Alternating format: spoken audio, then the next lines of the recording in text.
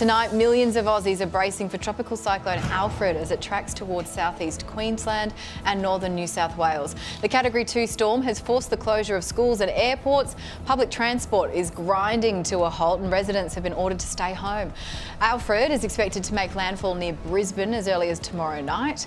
Forecasts predict wind gusts of up to 155 kilometres an hour and up to 400 millimetres of rain across 24 hours. If you are in a storm tide zone, or if you're in an area where you know there's riverine flooding, you really need to consider and think about your evacuation plan now. ABC Radio Brisbane host Loretta Ryan is in Brisbane, directly in Cyclone Alfred's path. Loretta, how are you all feeling? Well, that's a good question, and I have to be honest, I am feeling a little bit nervous myself. I've never been through a cyclone before, and that's the thing, neither have many Brisbaneites at all.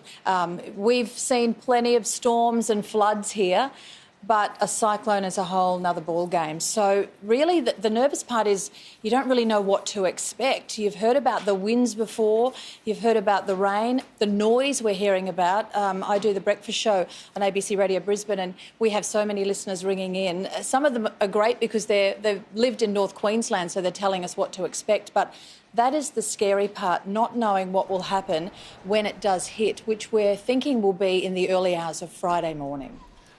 Yeah, and then we had the Premier. Let's talk about considering evacuation plans. What are you seeing? Are people leaving?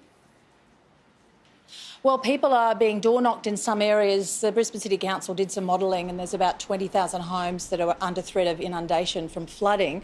So police have been going around knocking on those people's doors and saying, look, you are at threat. Maybe it's a good time to leave now if you can go to families.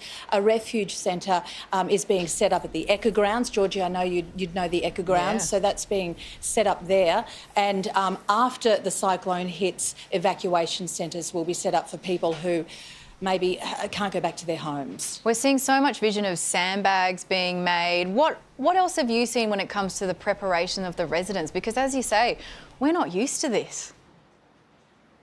We're not used to it. I think what's happening is people are seeing everybody else preparing and buying up water bottles, going to get sandbags, going to the supermarkets and thinking, oh, gee, I really should start to buy a few things. And I think, as I said before, we're used to storms, but we're not used to preparing for a cyclone. So, yes, people are doing things now like taping up windows. They've been told from other people, do we tape up windows? Do we leave our windows open in a cyclone? What do we do? So they're the calls we're getting to the radio station and we are giving them as much advice as we can. As you see, we've set up our team in a hotel here, Hotel Grand Chancellor in the city, because our station at South Bank actually is prone to flooding. So we've moved our emergency team here so that we can do our 24-hour rolling coverage because it's all about companionship during times like this and right throughout the night when the storm is hitting, people, are wanting our voices and wanting a bit of calm. So that's what we're just trying to do for everybody. Yeah, and I know firsthand the work that ABC Radio does as an emergency services broadcaster, Loretta, so all the best